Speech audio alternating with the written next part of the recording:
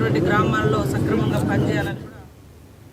Congress party అధికారంలోకి వచ్చి సంవత్సరం గడుస్తున్న సందర్భంగా జిల్లా వ్యాప్తంగా పెద్ద ఎత్తున అభివృద్ధి సంక్షేమ పథకాలు కొనసాగుతున్నాయని మంత్రి కొండా సురేఖ వ్యాఖ్యానించారు.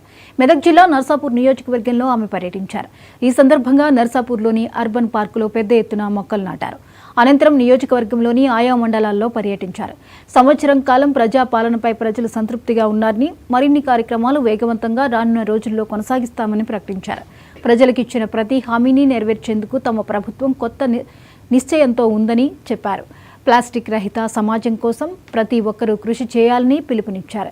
పచ్చదనం పెంచడం కోసం ప్రజల సహకారం అవసరమని కూడా వ్యాఖ్యానించారు. ఇటువంటి పార్క్స్ ను కూడా హైదరాబాద్ బొటానికల్ గార్డెన్ టైప్ లో కొంత మనం డెవలప్ చేసినట్టయితే ఇక్కడ ఈ సైడ్ నుంచి వచ్చే వాళ్ళందరూ కూడా ఇక్కడే ఎంగేజ్ అయిపోయేటువంటి అవకాశం ఉంటుంది. ఇక్కడనే మనకు ఇన్కమ్ కూడా జనరేట్ అయ్యేటువంటి అవకాశం ఉంటుంది. అయితే ఇప్పుడు వీళ్ళకు విశ్రాంతి గృహాలు ఎట్లా కట్టాము, ఇంకా అడిషనల్గా కూడా ఏమైనా అవకాశం ఉంటే నేను ఒక డిపిఆర్ కూడా ప్రిపేర్ చేయించి ఒక కన్సల్టెన్సీని పెట్టి అని చెప్పి మన డిఎఫ్ఓ గారికి చెప్పడం జరుగుతుంది. ఇక్కడ ఏమైనా మనం చిన్న చిన్నవి చేయగలిగితే తప్పకుండా చేద్దాము. చేయడం వలన మనము పర్యాటకులను ఆకర్షించడం వలన ఈ యొక్క దాని ఇన్కమ్ పెరగడం వలన మనం ఇంకా ముందుకు అభివృద్ధి చేసేటువంటి అవకాశం ఉంటుంది. ముఖ్యంగా టెక్నాలజీ మనకు పెరిగింది. ఏదైనా ఉంటే మనము ఎక్కడికో వెళ్ళి చూడాల్సిన అవసరం ఉంటుంది. ఇప్పుడు జంతువులను మనం చూడాలంటే జూలోకి వెళ్ళి చూడాలి.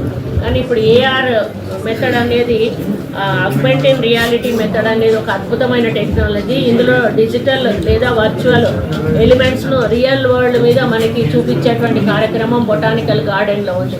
అట్లాంటిది ఇక్కడ కూడా ఇంట్రడ్యూస్ చేయాలనేది నా యొక్క ఆలోచన. మరి అదేవిధంగా విఆర్ మరి పూర్తిగా వర్చువల్ అంటే మనం దాంట్లో ఏదైనా ఒక దాన్ని సృష్టించి మనం పెట్టుకొని చూసి దాన్ని కూడా ఎంజాయ్ చేసేటువంటి అవకాశం ఉంటుంది. ఇటువంటివి కూడా చేసి దీన్ని ఒక మంచిగా పర్యాటక రంగంగా తీర్చిదిద్దాలనేటువంటి ఒక లక్ష్యంతో మరి నేను ఇక్కడ వచ్చిన తర్వాత ఒక ఆలోచన వచ్చింది.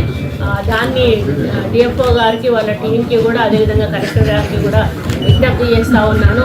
ఇక్కడ మనం ఏమైతే చేయగలుగుతామో దాన్ని ఒక డిపిఆర్ ప్రిపేర్ చేయించి దాని ఎస్టిమేషన్ కూడా ప్రిపేర్ చేయించినట్టయితే ఈ నర్సాపూర్ అర్బన్ పార్కును మనము బొటానికల్ గార్డెన్కు సమానంగా కాకపోయినా కూడా ఆ లెవెల్ వరకు తీసుకుపోయి ఇక్కడ పర్యాటకుల సంఖ్యను పెంచి మనం ఇక్కడ వాళ్ళకు ఒక ఆహ్లాదకరమైన వాతావరణాన్ని కల్పించి మరి ఎందుకంటే మంచి గాలి పీల్చినప్పుడే మనం మంచి ఆరోగ్యంగా ఉంటాము.